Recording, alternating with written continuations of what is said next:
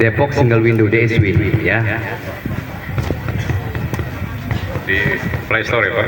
Ya di Play Store, atau juga bisa juga kalau di sini ada, sebenarnya bisa ngadu ke saya, bisa nanti nomor WA-nya bisa kasih ke saya ya. Atau ada nanti khusus misalkan untuk kebakaran berapa, untuk nanti masalah banjir satgas banjirnya berapa. Tapi secara umum itu di DSW, nanti di DSW itu yang menyalurkan ke beberapa bidang yang ada. Misalkan tentang pohon tumbang, gaduhan di situ nanti langsung disampaikan kepada DLHK ya, bidang pertamanan. Kebakaran nanti langsung ke damkar atau ada 112 dan seterusnya ada. Semuanya ada pengaduannya. Tapi mudah-mudahan ke depan kita pengen, kalau pengen yang lebih cepat lagi seperti Depok 24 jam gitu ya. Itu kan pemberitaan ya. Memang Depok ini jadi pejabat Depok agak berat nih sebenarnya. Ya kebayang kan ya kalau jadi selalu dibandingin dengan DKI, bener nggak sih? Dibandingin sama DKI, bener ya? Karena DKI kan provinsi, kalau Depok itu kota, beda tingkatannya. Yang kedua, APBD DKI sudah 80 triliun ke atas, Depok cuma 4 triliun, sangat kecil. Ya, yang ketiga adalah tadi dari segi usianya Depok baru 25 tahun, DKI sudah 300-an tahun. Nah, Bapak Ibu sekalian, tadi untuk hotline, jadi bisa ke situ Mbak, ke Depok Depok Single Window DSW, Depok Single Window. Nanti aplikasinya apapun bisa di situ. Untuk daftar ke rumah sakit, daftarnya di situ bisa. Untuk nanti aplikasi kependudukan bisa di situ dan seterusnya, banyak ya. Tapi kalau yang memang sangat mendesak kayak misalkan pemadam kebakaran, terus juga pohon rubuh, juga ada hotline-nya sendiri. Di situ banyak informasi yang bisa kita ambil. Itu yang pertama. Yang kedua, untuk Pak siapa tadi ya, tentang sumpah di bawah Al-Quran. Jadi gini Pak, semua pejabat disumpah dengan sesuai dengan agamanya. Sehingga Bapak Ibu sekalian ketika ingin memilih pemimpin pasti punya syarat. Syaratnya apa? Pertama adalah misalkan amanah. Amanah itu seperti apa indikatornya? Ya, indikatornya adalah menepati janji, benar nggak? Kami Idris Imam punya 10 janji kampanye dan 1 kartu Depok Sejahtera.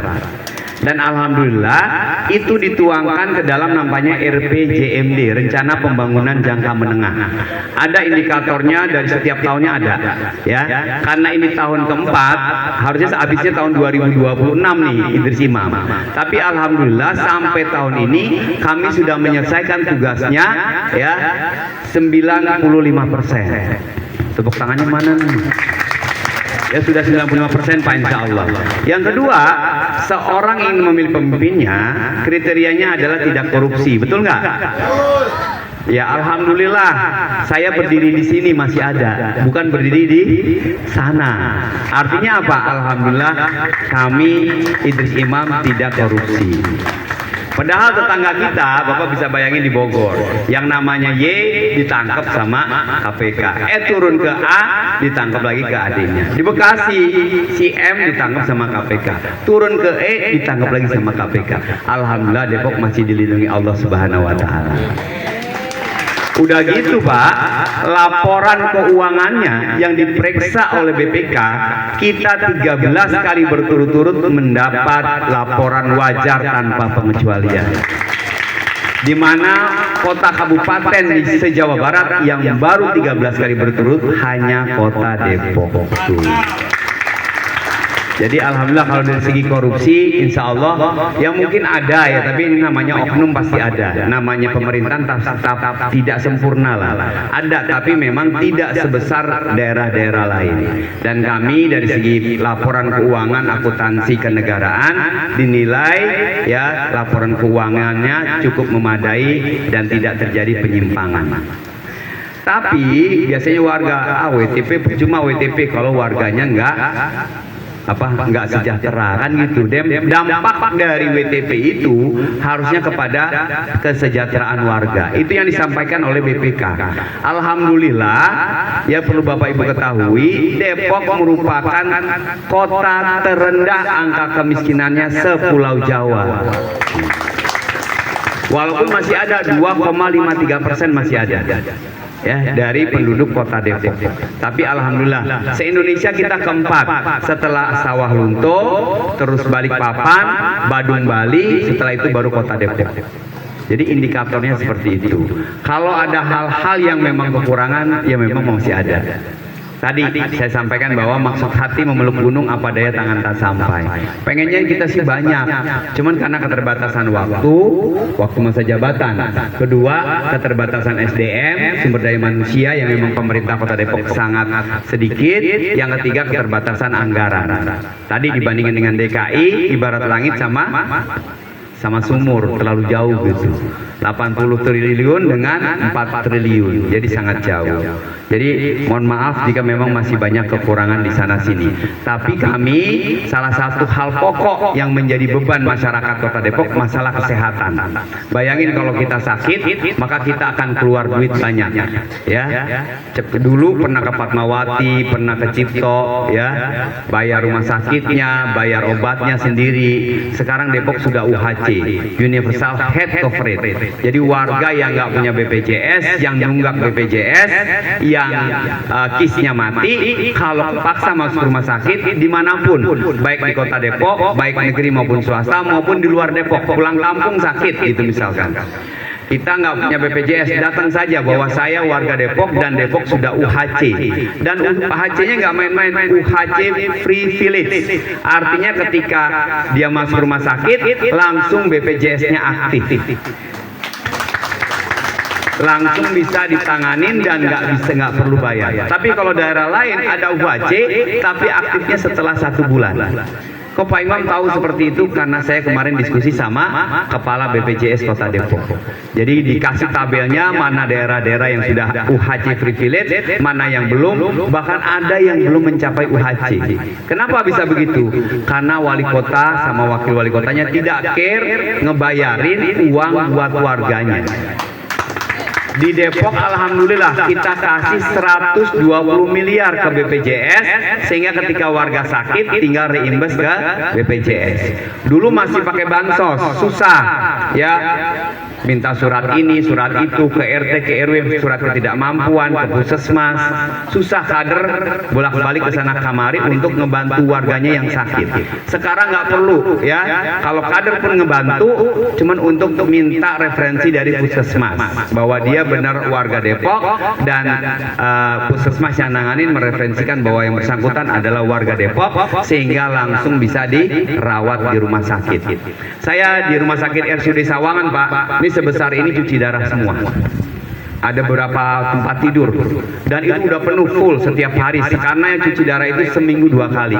Kebayang kalau kita pakai duit kita berapa harus bayar? Ya apalagi orang yang nggak mampu, ya harus bayarnya akan banyak. Mungkin punya kalung akan dijual, punya gelang dijual, punya motor dijual, bener nggak? Ya nggak punya uang pasti ngutang. Untuk apa? Untuk bertahan hidup. Tapi alhamdulillah pemerintah Kota Depok udah menganggarkan 120 miliar untuk membantu warga Depok yang sedang mengalami kesulitan di bidang kesehatan. Alhamdulillah. Dan Pak, alhamdulillahnya kami juga salah satu kota yang memberi dana insentif buat guru ngaji, guru lekar. Ya, kami namanya bantuan buat insentif buat pembimbing rohani. Karena kita yakin di Depok ini adalah multi etnis, multi agama, sesuai Indonesia. Ya, sukunya banyak, agamanya ada 6 yang dilindungi di Indonesia. Maka kami memberikan dana insentif buat guru ngaji, guru lekar, ustadz, ustazah, ya, habib, dan juga para pendeta dan rohaniawan senilai Rp400.000 per bulan. Sudah ada 2.000 orang, sudah ada 2.000 orang yang menerima. Tapi kami yakin masih banyak belum menerima. Kami prediksi sekitar 5.000 orang yang akan mendapatkan dana insentif buat pembimbing rohani. Bahkan ke depan harapan kami, ya sesuai dengan janji kampanye kami, insya Allah pembimbing rohani plus. Plusnya itu siapa? Yang pertama adalah James Bond. Tahu James Bond? Jagain masjid, bersihin kebon. Alias Marbo marbot. Ya, kita pengen rumah ibadah kita, masjid, gereja, musola itu semuanya bersih. Setuju nggak? Siapa yang ngebersihin marbot? Karena marbot nggak dapat gaji, nanti negara, pemerintah Kota Depok akan kasih gaji.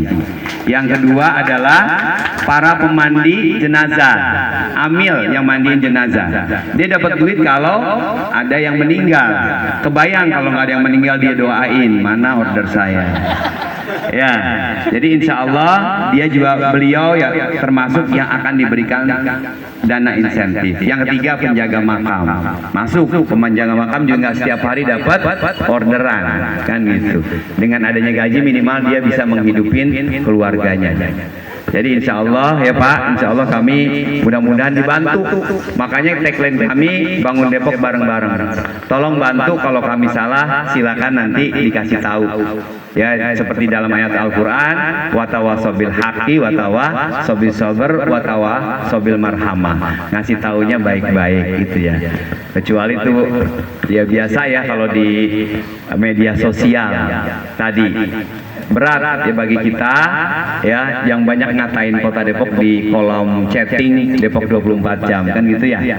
Padahal belum tahu gini. Jadi Bapak Ibu sekalian, ada orang yang nggak tahu dikasih tahu ngerti. Ada orang yang dikasih tahu nggak mau ngerti. Ada orang yang tahu tapi nggak mau tahu. Benar nggak? Mudah-mudahan Bapak Ibu sekalian di sini orang yang belum tahu, saya kasih tahu, mudah-mudahan paham tentang tadi ya sistem pembangunan, sistem manajemen pengelolaan pemerintahan yang ke depan insya Allah mudah-mudahan lebih baik lagi. Ya insya Allah Depok akan menjadi kota smart city, artinya Bapak Ibu sekalian kalau masalah kependudukan minta 1 dikasih 3. Nggak usah datang ke kelurahan, nggak usah datang ke dinas, cukup melalui aplikasi di genggaman seperti aplikasi Silondo Bermula. Apa tuh Pak Imam? Aplikasi untuk bisa kita mempergunakan administrasi kependudukan cukup lewat handphone. Contoh, ada keluarga kita atau anak kita lahir, istri kita lahir, anaknya. Maka yang dibutuhkan apa? Identitas penduduk, yaitu akte kelahiran. Cukup Bapak daftar lewat aplikasi, nanti minta 1 dikasih 3. Maksudnya Bapak Imam, 1 dikasih akte kelahiran, kedua dikasih kartu identitas anak. Iya. Ketiga adalah kartu keluarga. Kenapa kartu keluarganya? Karena sudah datang anggota keluarga yang baru. Tadinya cuma 2 orang suami istri, bertambah 1 anaknya. Maka beli 1 minta 1 dikasih 3. Dan itu gratis. Yang selama ini mungkin ya kayak bikin akte lahir kan susah, bahkan diobjekin, bikin KTP diobjekin. Jangan, semuanya sekarang di Depok sudah gratis untuk administrasi kependudukan. Nggak boleh ada calo. Kalau ada apa-apa kasih tahu kami ya, karena langsung ke aplikasi. Biasanya yang kena calo adalah orang yang nggak mau ribet ya, nggak mau yang lagi sibuk lah gitu. Padahal sekarang sudah gampang lewat aplikasi saja. Ya kalau ada apa-apa ngadu di Depok Single Window, atau bisa langsung ke saya atau bisa ke anggota dewan untuk bisa diperbaiki, untuk bisa diperingati agar tidak terjadi kesalahan dalam menggunakan jabatan. Ini yang kami pentingkan insya Allah ke depan. Jadi itu ya Bu. Untuk sumur resapan sama banjir ya, sebenarnya kita punya konsep, karena saya ketua Komisi 4 bidang infrastruktur DPRD Provinsi Jawa Barat dulu ya, sebelum menjadi wakil wali kota. Itu ada yang namanya embung Pak. Jadi di Depok ini ada 23 setu yang sebenarnya itu lebih dari itu 42 setu telah berubah menjadi perumahan. Mungkin salah satunya di sini mungkin kan gitu. Sehingga ketika hujan besar air kembali ke rumahnya yang udah jadi perumahan mungkin. Tapi Tapi ini warisan Kabupaten Bogor sebelum Depok berdiri. Makanya tadi kan di sini 84, benar nggak? Di bawah pemerintahan Kabupaten Bogor, belum jadi Depok. Ya, maka jadilah situ-situ banyak yang diuruk oleh pengembang, jadilah perumahan. Namanya sih misalkan Green Hill gitu, tapi ternyata di lembah. Namanya doang supaya dibilang sangkanya hill. Tapi ada yang juga jujur, namanya Gria Lembah Asri, berarti di lembah itu sebenarnya, atau bekas situ kan gitu ya. Makanya terjadi banyak banjir di beberapa perumahan. Selain sistem drainasenya tidak tertata dengan baik, dan ada yang menyerobot dari drainase yang ada. Di atas drainase didiriin rumah, di atas drainase, di atas sungai didiriin tempat parkir. Ada nggak? Ada. Gitu. Jadi memang kita harus tertibkan sebenarnya nih. Dari mana menertibkannya? Kalau bisa, ini peran RT, peran RW. Jika ada warga yang pengen bangun sesuatu di atas aliran air, dilarang duluan. Kalau nanti ya nggak ngerti, kasih tahu kami, biar kami kasih peringatan. Nggak bakalan dikasih IMB-nya. Kalau namanya liar, nanti bakalan dibongkar harusnya, kan gitu. Cuman kalau dengan lihat kondisi sekarang, kayaknya ini pada dibongkar semua nih. Kenapa? Ruang terbuka hijau udah dijadiin garasi, ruang terbuka hijau udah dijadiin kamar, warung, bener nggak? Ada IMB-nya nggak? Enggak. Ya kita maklumin lah, karena kebutuhan dari kita sebagai rumah tangga. Makanya ke depan kita akan banyak bangun taman. Tapi tolong tamannya jangan dibangun lagi rumah, kan gitu ya. Kayak begitu ada taman nih, bisa sebagian boleh nggak kita buat kolam retensi atau tadi sumur resapan. Sebenarnya lebih bagus jadi embung, sebuah kawasan setu kecil yang akan menampung ketika hujan. Udah beberapa titik di Kota Depok sudah dilakukan. Ya, di Cilodong ada yang sudah dilakukan. Dibebaskan lahan 1000 meter itu untuk menampung air ketika hujan, sehingga banjir nggak terjadi lagi. Nah, kalau nanti Pondok Duta mau, kira-kira rumah siapa nih yang mau dijual, kita beli dijadikan embung. Kan pasti ada yang dijual kan? Atau pasos-pasum bisa. Nah, nanti kita tinjau oleh sumber daya air, dinas PUPR kita tinjau. Kira-kira ini benar nggak letaknya pas di bawah? Jangan sampai dia letaknya di atas. Benar kan ya? Lah airnya tetap aja ngalir nggak ke situ. Benar nggak? Jadi memang nanti ada ahlinya. Ya, maka serahkanlah sesuatu pada seorang ahlinya. Kalau nggak ahlinya nanti bakalan hancur. Benar nggak? Ya, insya Allah nanti kita buat nih kesepakatan di mana yang kita bisa buat seperti itu. Harapannya. Tapi minta tolong juga tadi, tolong sejak sekarang jangan sampai ada warga yang nyerobot lahan, terutama aliran air drainase, dibangun buat tempat parkir. Ya, biar air ngalirnya benar. Jangan sampai tadinya besar 1 meter jadi setengah meter, sehingga mengalami bottleneck. Tadi sama Bang siapa?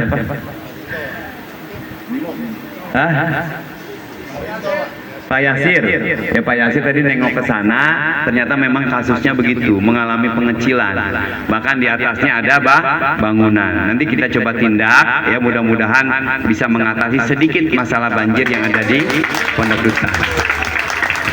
Tapi sekali lagi, ya apakah taman ini pengen dijadikan salah satunya kolam retensi atau embung, silakan nanti berembuk. Ya kita bisa manfaatkan. Atau memang ada yang mau dijual, kita beli dijadikan untuk kolam retensi. Penampungan sementara ketika hujan lebat. Kalau nggak ada hujan lebat, kita jadiin kolam ikan. Jadi banyak multifungsinya, insya Allah. Gitu kira-kira Bang. Nah, untuk yang apa lagi nih Ibu? Untuk tol, Masya Allah berat jadi pemerintah.